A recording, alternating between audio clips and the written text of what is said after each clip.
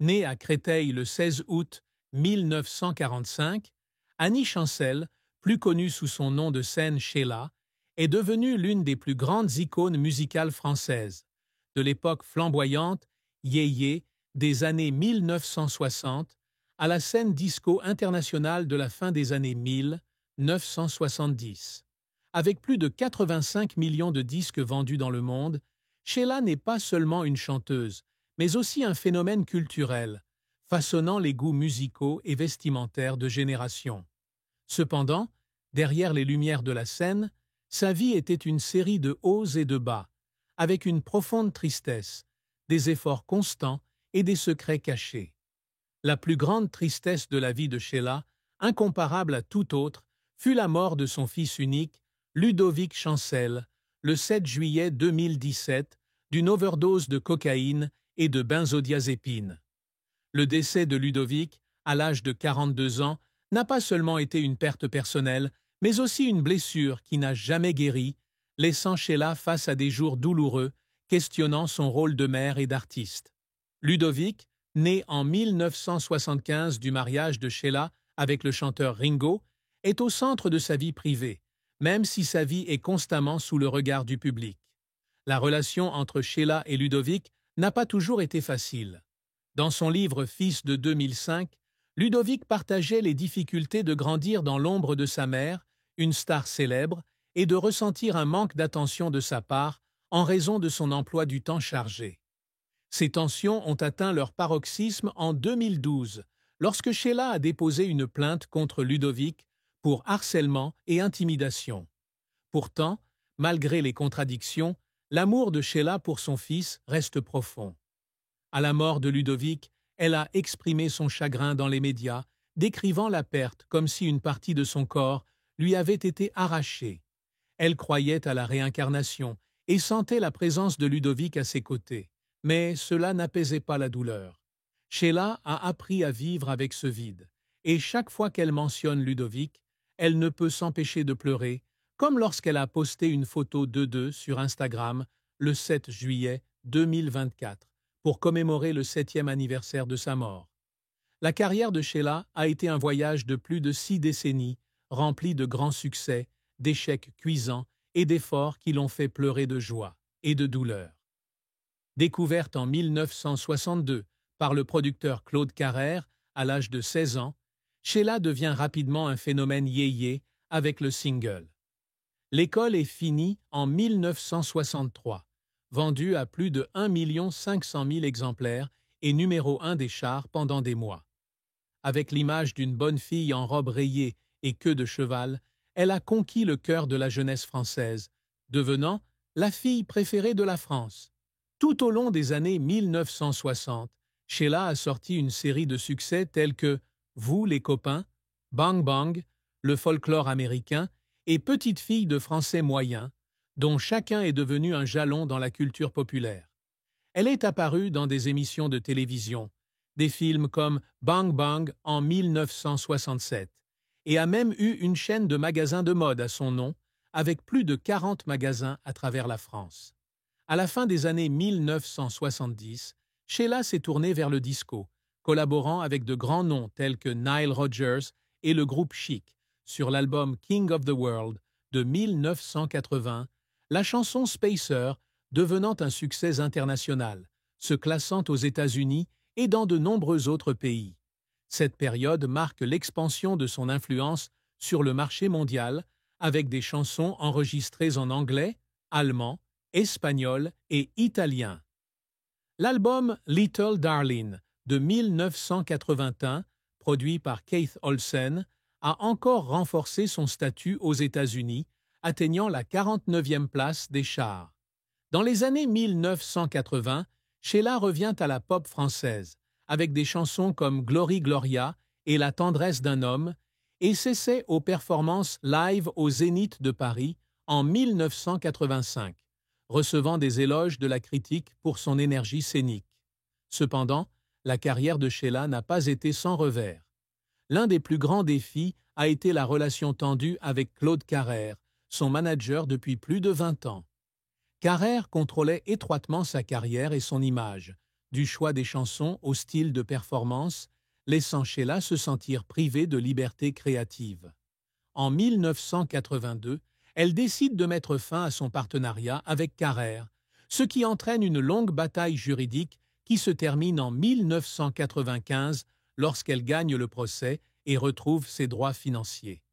Un autre échec fut une représentation au Zénith de Paris en 1985, qui, bien qu'acclamation artistique, ne parvint pas à attirer le public escompté, ce qui la conduisit à s'interroger sur son attrait dans une industrie en pleine mutation.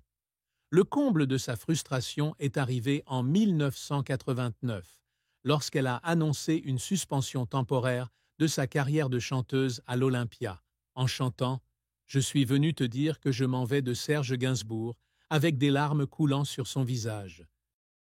Se sentant épuisée et désorientée. Les efforts pour faire pleurer Sheila sont souvent liés à des étapes importantes de sa carrière. Lors de l'enregistrement de L'école est finie en 1963, elle pleure en studio à cause de la pression de devenir une star à 17 ans, alors qu'elle est encore une fille timide aidant ses parents à vendre des bonbons au marché.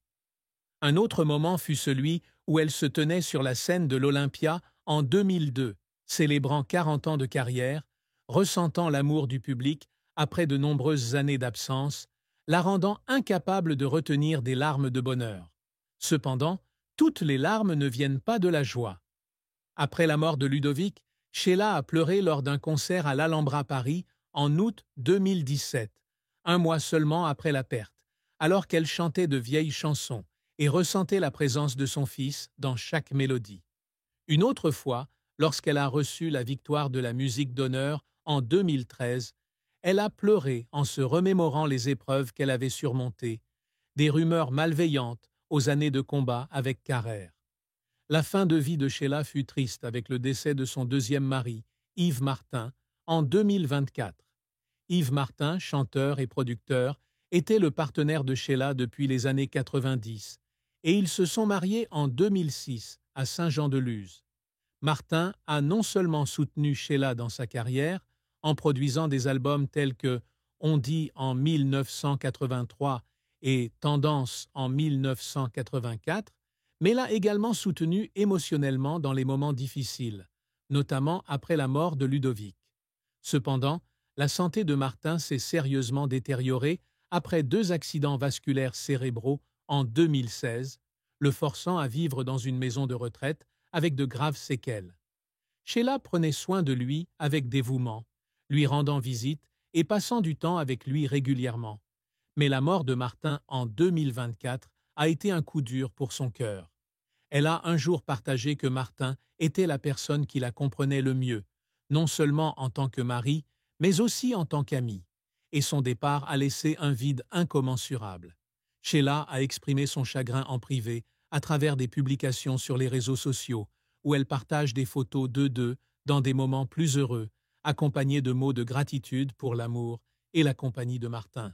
Sa mort, bien que pas inattendue compte tenu de sa santé qui se détériorait depuis longtemps, fut une triste fin pour la vie de Sheila, car elle marquait la perte de quelqu'un qui l'avait aidé à retrouver son équilibre après des tempêtes personnelles et professionnelles. Bien qu'elle continue de se produire et de sortir de nouveaux albums, comme À l'avenir en 2024, l'absence de Martin rend chaque pas qu'elle fait sur scène un peu mélancolique, un rappel de ce qu'elle a perdu. L'amour et le mariage de Sheila sont un voyage coloré, mais non sans chagrins et défis. Son premier mariage avec le chanteur Ringo, de son vrai nom Guy Bale, débute en 1973, alors qu'ils sont tous deux de jeunes stars de l'ère yéyé. Ils se sont rencontrés lors d'un shooting photo pour un roman graphique dans le magazine Télépoche, et l'amour a rapidement fleuri. Ensemble, ils forment le duo Sheila and Ringo, dont la chanson Les gondoles à Venise devient un énorme succès. En 1975, ils accueillent Ludovic et, pendant un temps, ils incarnent aux yeux du public le couple parfait. Cependant, la pression de leur carrière et l'attention des médias ont fait éclater leur relation.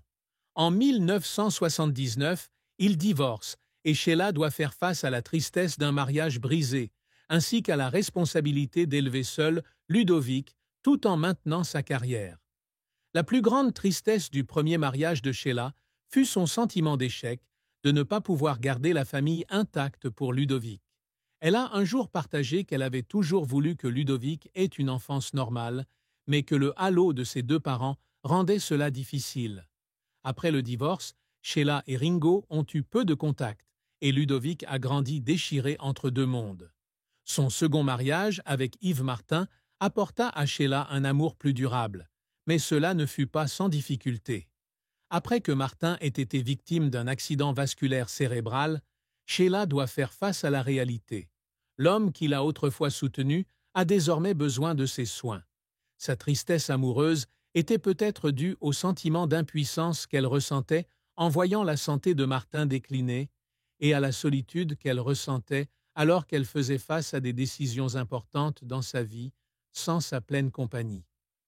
Un secret que Sheila a peut-être caché depuis le début est sa peur d'être oubliée dans l'industrie de la musique. Bien qu'elle soit une icône avec une carrière de plus de 60 ans, Sheila a toujours craint que son héritage ne s'estompe dans un monde où de jeunes artistes émergent constamment. Cette peur remonte aux années 1980, lorsqu'elle sentit sa popularité décliner après l'ère du disco et,